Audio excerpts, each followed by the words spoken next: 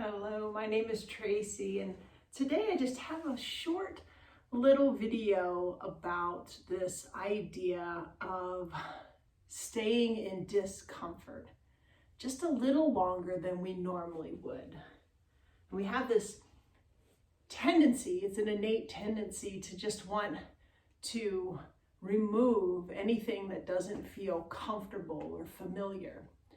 And nowadays, as we are all wearing thin from wearing these face coverings, I encourage you to kind of resettle back into this ability that we have to just sit with whatever is there. So we can apply this into our meditation, even in those moments when we're feeling like, oh, my back isn't feeling good and I'm stressed out. But just being able to sit with that and watch that and just stay where you are. I encourage you to think about some of those more like daily things. If you're sitting in a chilly room and you're ready to grab a blanket and cover up, give yourself just a few breaths to just sit with that sensation. Notice if it's really as uncomfortable as what you initially think. Maybe you'll find that it's just noticing a change or a shift, and then we have this tendency to want to just rush in and put things back to the way they were. We can do this with our yoga poses too. So I have a couple of my favorite intensity poses. One of them has to do with the hamstrings. So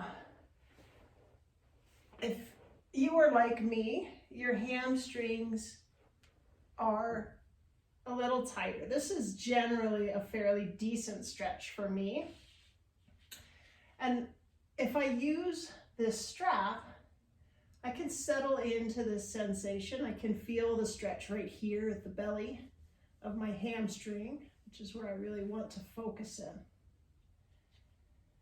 But if I really want to challenge this, perhaps I use my arms to kind of pull things up here. Now I've reached a point of sensation that might feel a little more intense than what I want in this moment. But you can check in here. Can I keep a smooth breath? Can I keep my breath moving at a nice, steady pace? If it feels choppy or rushed, then I know I might be challenging a little too much. But even though my mind is saying, whoa, whoa, whoa, that's a little too much, I can actually use my breath as a guide. All right, if you did that with me, go ahead and do the other side.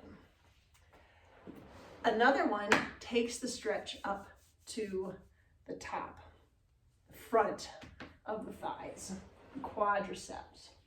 So there's a couple of ways to do this. I want to be able to show the side view first, just so you can see the sensation. So we've all gotten into that nice runner's lunge. And that has this great stretch into the iliopsoas, these hip flexors, and maybe a little down into the quadricep.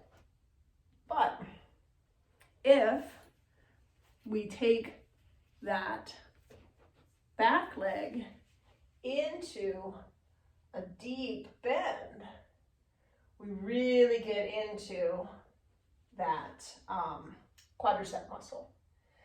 And for me, this is probably one of the most intense stretches to jump into. So again, using the breath to help find where the actual ability to stay with it is. So I have a wall back behind me, and I want to show there's another way of doing this where you don't have to like hold a strap over your head. So being able to Slide the leg back so that the knee comes to the baseboard, toes point straight up, and then you bring that other foot forward.